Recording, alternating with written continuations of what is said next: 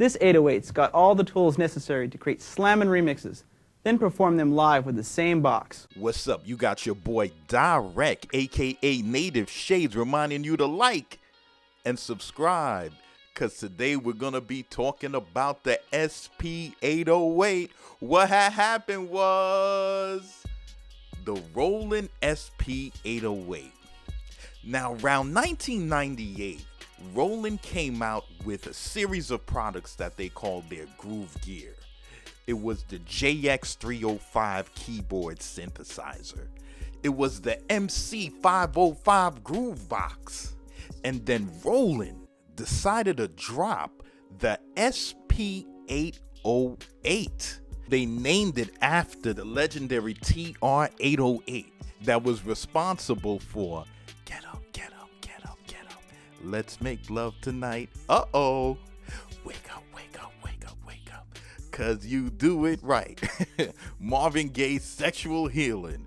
Or Whitney Houston, I wanna dance with somebody. I wanna feel the heat with somebody. Or Outkast, I love the way you move. Dun, dun, dun, dun. That 808, the legendary TR-808. This is what the SP808 was piggybacking off of. That's why they named it the 808. Now, the SP808 was special because you got a sampler, a 4-track audio recorder, an actual synthesizer in the machine, and an incredible effects box all in one unit for an affordable price. The SP808 was only around $1,000. And I mean, it was a lot of money back then, but if you had a job, you could purchase the 808. If you saved up and put your money on layaway, you could get the 808. It wasn't like an MPC that was like $2,500 or anything like that. You know what I'm saying? The 808 was reachable. That was the thing about Roland. Them and Boss, together, they were known for making products for an affordable price, which was pretty cool. And this was kind of like the poor man's MPC. At the time, you had the MPC 2000 that was going hard and strong. That was what, the pros were using. This machine wasn't really up to par at that quality, but it was something to get you started and could even get you to where you wanted to go. So this thing was pretty good. You know what I'm saying? So a lot of cats brought it. A lot of cats brought the SP808. And it was a pretty good machine at the time. But you always got haters. Any piece of gear that you put out, you got haters. So you got the older heads that would look and they'd be like, oh, SP808, that's like a coulda had an MPC kind of thing. You know what I'm saying?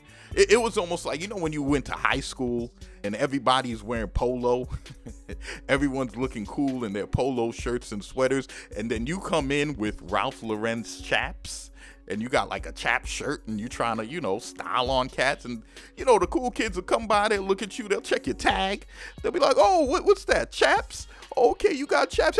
Hey, do you know what chaps stands for? And you're like, no, and they're like, coulda had a polo shirt.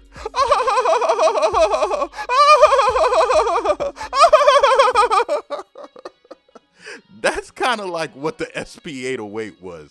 It was like, coulda had an MPC. You know what I'm saying? But it was dope for us because it did what we needed it to do. The workflow in the SP808 was a little bit different. The best way to work with the 808 was in a loop kind of fashion. You would make get a drum loop. You'll make your melody loop. You'll get a bass loop.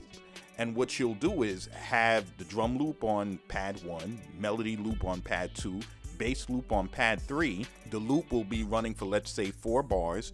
You'll trigger the pad, hit the pad, trigger it, and press the hold button, and it'll make it loop continuously. And all you would do is trigger pads in and hit the pads again to mute them out. And that's how you'd be transitioning through your sequence. You could, if you wanted to, take it off hold and just do it all live. You know what I'm saying? But the SP808 wasn't really known for its sequencing. What made the SP808 great was its effects. You had incredible tape delay effects, incredible surround delay effects, incredible analog delay effects. You had dope mic effects. You had a 2 oscillator VA synthesizer in the machine. You even had a vocoder in the machine. And you also had the D-beam technology where you wave your hand on a certain section on the top right of the unit and you can just modulate your effects in real time, just flowing your hands great. This thing was awesome, especially for DJs. So this is kind of what made the SP808 amazing. The effects was outstanding. But to be fair, the SP808 did have some limitations. Like number one, it had a old school zip drive. It didn't really, you couldn't really save anything internally on the machine. You couldn't save samples internally or your project internally. You'd have to put a zip disk in there and everything would save onto the zip drive, which could kind of suck because sometimes, let's say if you damage the zip disk, that's pretty much a wrap for your project and all your samples. You know what I mean? It's gone. The SP808 also couldn't really handle like fast pad playing. Like how on an MPC or something, how you'll just tap out your beats real fast, like you'll tap out your hi-hats like real quick.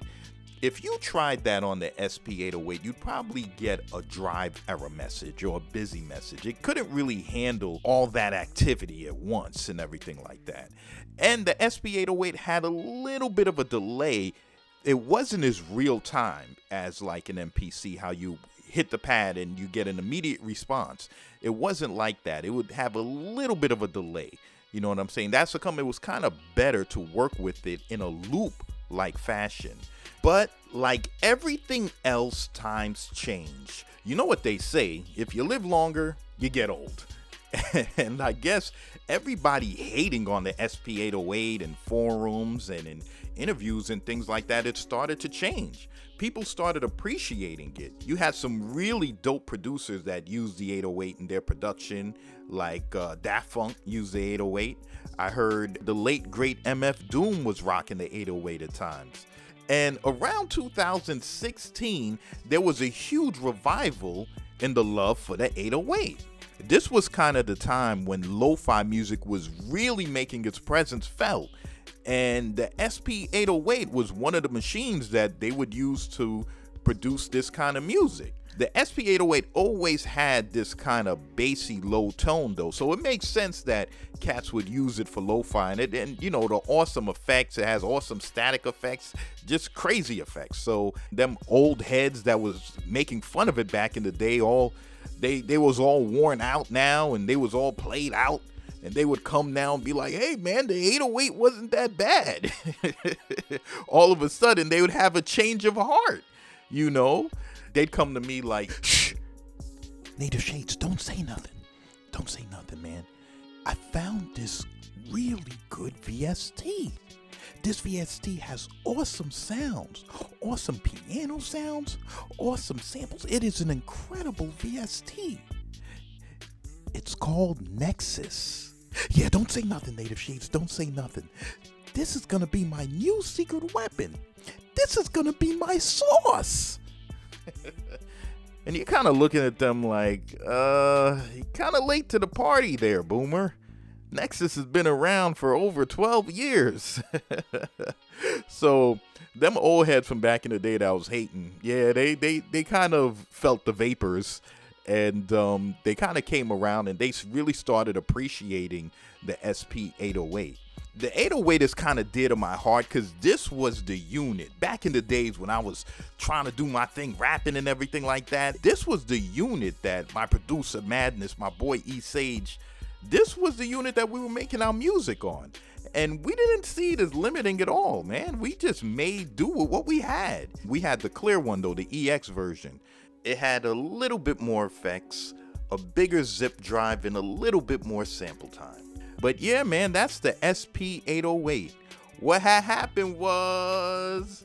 So this is your boy Dyreck, aka Native Shades, reminding you to like and subscribe. And I'm signing off.